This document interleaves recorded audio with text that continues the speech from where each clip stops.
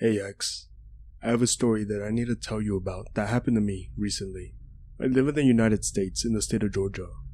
I live in a tiny city called Dawsonville. I think there's around 3,000 people maximum living here as of 2024, but it could be a little less than that. I didn't exactly go around counting, LMAO. Anyway, to cut to the chase and give you all the goods, there's a place nearby called Dawson Forest that you may have possibly have heard of before. It's about a 20-minute drive from my city, but it's home to some seriously crazy rumors that I just could not help trying to check out myself. I'll give a little bit more background information, and then swap into Greentext for better readability. In the late 1950s, the United States Air Force purchased property inside Dawson Forest and built what used to be a secret research facility, the Georgia Nuclear Aircraft Lab. It's been out of commission for around 54 years, but people who live around the area and who have ventured into the forest always whisper rumors about strange lights and creatures that they've never seen before. I've heard talk of a deer that grew a second head due to radiation in the area.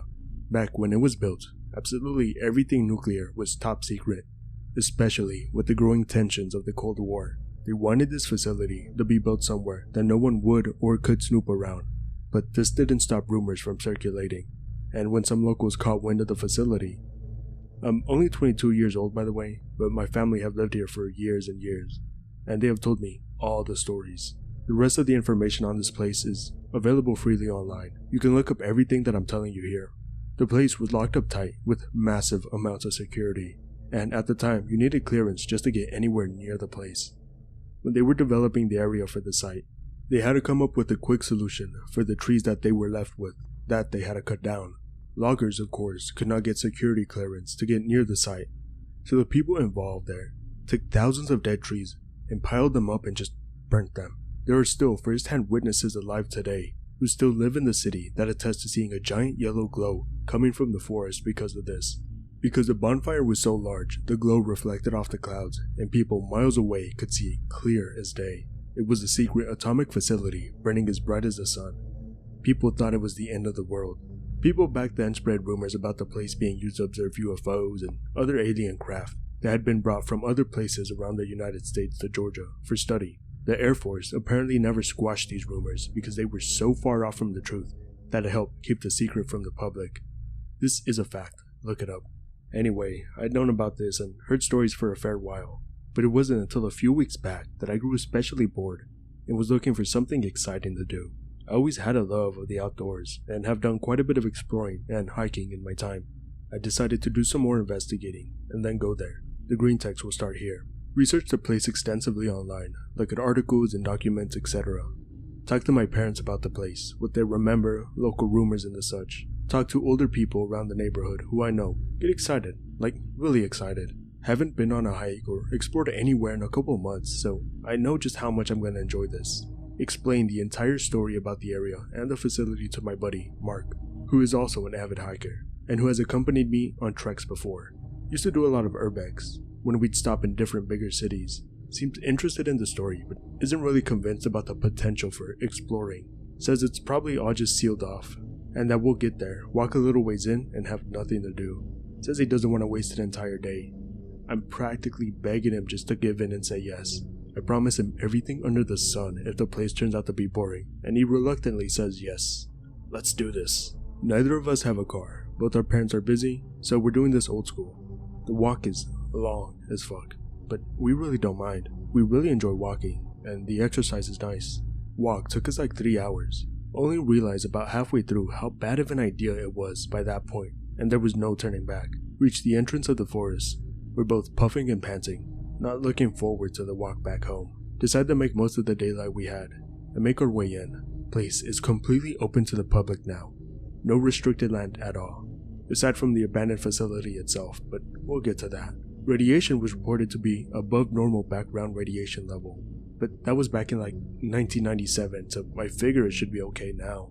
Would be incredibly stupid for them to open the place to the public if it wasn't safe, so I'm not worrying about it at all. Mark has a slight interest in photography. Kind of weird about it though. Prefers taking photos in retro style on really old shitty cameras from like the early 2000s and the 90s because it's aesthetic or some shit. That's some dog shit Canon power shot thing from 2002 or something. I guess that qualifies as retro now. We get a good ways in and take in our surroundings. The place is actually pretty pleasant, lots of great scenery, and surprisingly a lot of animal activity, considering its supposed radiation levels. Strangely though, there's no bird singing, or any kind of bird activity at all. Very weird considering the place is now supposedly a wildlife reserve. Starting to lose quite a bit of light at this point. It's definitely not pitch black, but the sun ain't glaring either. Spot some kind of glint in the distance. Kind of hard to make out, but it looks like some kind of deer. Not a regular deer though, it's completely white. I'm not talking like a sun-faded fur or a couple of splotches. Every single inch of this thing is pure white. Not the only strange thing about it. Has a third antler instead of just two, like really malformed, and is actually coming out of the back of the deer's head instead of from the top like the other two antlers. Friend tries to capture a picture, but the stupid sound his camera makes startles it, and he only gets a blur as the deer is running away. We'll attach the pic here. Definitely very strange, but decide, whatever. Want to keep exploring. Once you make your way a fair way down the trail path, the old abandoned buildings start to become visible. Keep seeing clusters of dead trees as we move further into the forest. All the trees around the rest of the forest are perfectly healthy, but every so often there's just a group of 3 or 4 trees that are stone dead. Get up to the entrance. Looks like all of the entrances to this place have been concreted off. If we came in all this way and can't get in, I swear. I'm looking desperately around the place for some way to get in. Literally any way at all, but no dice. Mark is fucking pissed. I'm fucking pissed. Decide we'll search around some more at some other point. Decide to make the most of our time and explore down around the trail and hope we'll find some sort of way in. Make our way quite far down the trail. Quite a distance away from the abandoned facility buildings now. Stop dead in our tracks. Okay, that's really fucking weird. I say out loud to Mark. He just kind of ignores me and goes to inspect it. It's a giant concrete retaining wall, just kind of standing there, almost in the middle of nowhere in the forest. Has a pretty large hole in the middle of it. Looks like something blasted it with an RPG, or used some kind of explosive on it.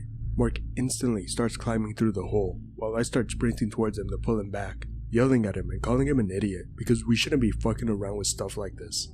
Reach the hole in the wall, and he's already in it. There's a tunnel entrance right there. Mark is already completely out of sight, and I rush in to try to catch up with him. The tunnel is crude, and there's dirt scattered all around. Smell is absolutely foul. Smell like a combination of bleach and vomit. Tunnel goes on for a ways and opens up into another retaining wall, which also has a hole leading to another series of tunnels. Takes me what seems like forever to get through the whole tunnel system. Haven't caught sight of Mark once since he rushed in. Finally, see what I think is an exit. Bear in mind, I've had to crawl through these tunnels, and there isn't enough headroom for me to stand up. Knees are on fire. I'm just relieved to be able to rest. As I'm exiting the tunnel, I bump straight into Mark, who is sat motionless on a metallic staircase. I almost crash into him, but manage to catch myself before I push him over the railing. I start to talk, but Mark immediately jumps towards me and covers my mouth. I'm thinking, yo, what the fuck, dude? You just disappeared on me and now this? Mark just points his finger. I start to look around the room where his finger is pointing to. We're in some kind of concrete room way under the ground. Not sure exactly how far under we are. It has to be at least 20 feet deep or so. Probably more. The walls. Holy fuck. The walls are just absolutely lined with bugs. I'm not talking a few flies here and there. I mean piles and piles of bugs all bunched up together. A pile of spiders all huddled together. A pile of abnormally large cockroaches stacked on top of one another, stretching all across the wall. Just loads and loads of bugs. None of the bugs are doing anything except for vibrating. They're kind of moving side to side in a bunch, but ever so slightly.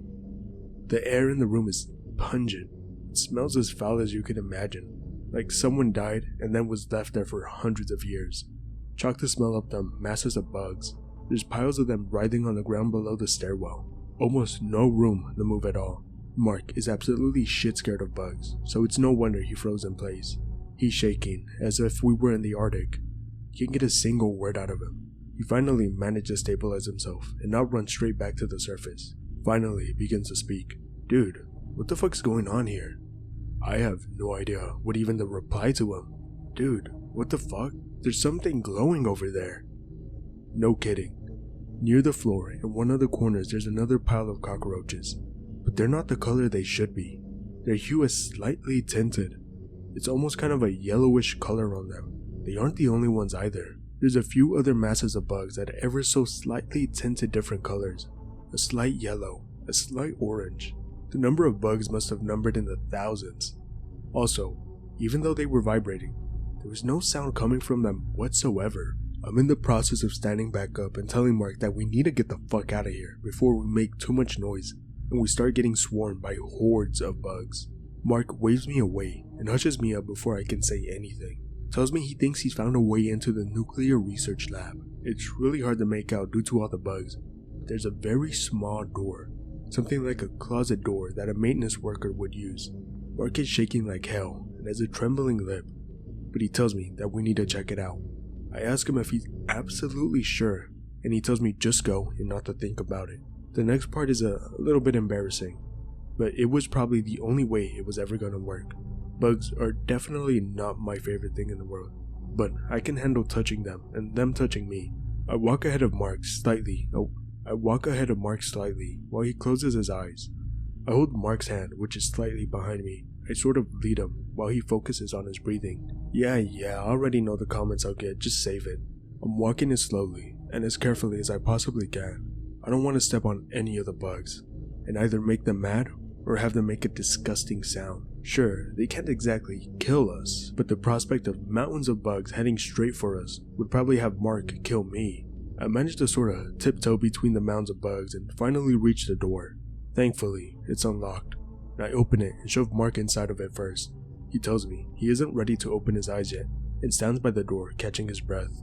The maintenance closet door is actually a small corridor that leads to a manhole cover at the end. Both the cover and the walls are littered with graffiti. Graffiti basically tells you to keep the fuck out if you don't want to die. One that caught my eye on the wall said, "Entrance to Hell." Spotted one more that was impossible to miss. Right across the cover, spray painted in red, it said, "Abominations." Whatever the fuck that means. Mark has calmed down about as much as he ever will, so I lift up the grate and we head down. Underneath is surprisingly boring. Tons more graffiti telling people to go back and yada yada yada, but that's about it. Pretty much just a straight line tunnel. But the door at the end is something major.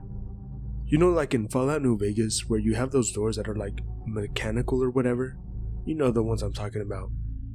It was exactly like that, except it spanned the whole width and height of the tunnel. It made us feel like ants. We walk up to it and there's like a panel or something on the side with some buttons. Think they're not gonna work because this place shouldn't have had power for decades. Surprisingly, one click of the button and the door begins to open. It makes a horrid screeching sound as the door slides away into the tunnel walls. As soon as the door has finished opening, a steady stream of water starts coming down through the door into the tunnel. Looks as if the facility has been partially flooded, but not enough to cause any major problems for us, aside from soaking wet trousers. Finally, head into the place. Both Mark and I are incredibly excited. This is finally the place we've been looking for. All my research actually paid off. There's still water sliding out, which we have to trudge through, but we start exploring the halls of the place. We kind of split up and go into two different rooms across the hall from each other. Can hear Mark stomping around and shuffling papers about. Figure that he's really getting into some secret documents. Place is actually quite disappointing. Seems like they gutted the place when they abandoned it. Most windows are sealed up and any doors leading further into the facility are completely cemented up. Means we only have maybe half the actual facility to look around. Even less if there are any floors underneath this one. Come across a few boxes of files stacked up in a corner. Most are water damaged beyond all repair. Looks like they couldn't get everything out in time, and didn't care enough to. Pick up a few documents and skim through them, but nothing too interesting. Correction, not interesting because I have absolutely no clue what they meant. It's just lots of talk about 10 MW unshielded reactor and irradiation. I think they also mentioned something about a bomber that used nuclear power for fuel or something like that. Start to hear a lot more stomping, like really aggressive at this point. Can feel the vibrations through the floor. Wonder what the fuck Mark is doing. Hear him scream all of a sudden. I drop the documents to the ground the instant I hear the scream. I full sprint to the door as I'm running out. I collide with Mark. We both fall to the ground. I don't even have time to ask him what's wrong. He's completely frantic and yells me to move the fuck out the way. He doesn't turn to look at me once. He just runs straight back the way he came. I get up and start to chase after him, and as I do, I start to hear more noises from behind me. Stomping noises. The same stomping noises. When I turn around, I cannot believe my eyes. Right there, sitting on the wall of the corridor, is an absolutely massive spider. The size I can't even begin to describe. Unmeasurable. I've seen big spiders before, but this thing must have been the size of a fucking bulldog or something. It was brown, had some sort of dark yellowish hue to it, had brownish blotches that ran down its abdomen. I shit my pants right then and there. I was paralyzed. I thought that if I moved, the thing would run right at me. I stood there for what seemed like hours, watching it contort its freakishly long limbs as it slowly slithered along the wall out of sight of me. It didn't crawl like a normal spider would. It almost dragged itself along the wall with two of its legs, leaving some type of slime on the wall behind it. Every time it moved one of the front legs to drag itself, it hit the wall. You could feel the vibrations through the entire place. Needless to say, I shot the fuck out of there. Only caught up with Mark once I reached the outside. Guess the adrenaline was enough for him to ignore his fear. We walked the majority of the way home in silence. After everything had died down a few days later, I asked Mark what happened. He told me he kept trying to explore but kept feeling vibrations that he could feel through his legs. He thought I was running around or maybe jumping or something, so he peeked his head around the corner. He told me that he looked down the hall and saw the thing emerge from behind a corner, ever so slowly. Apparently, it came out pincer first. It stretched inches away from his face, and he watched as the spidery mass dragged its whole body around the corner, and that's when he screamed. As soon as he let out that scream, the thing started to, well, not run because it obviously couldn't, but started to drag itself much faster than before. Mark told me he fumbled with his camera, could only take a blind picture before his instincts took over and he bolted out of there. Because he couldn't take a proper photo, he only managed to get a photo of one of its front limbs. Here's the picture he took, X. What the fuck did we stumble into?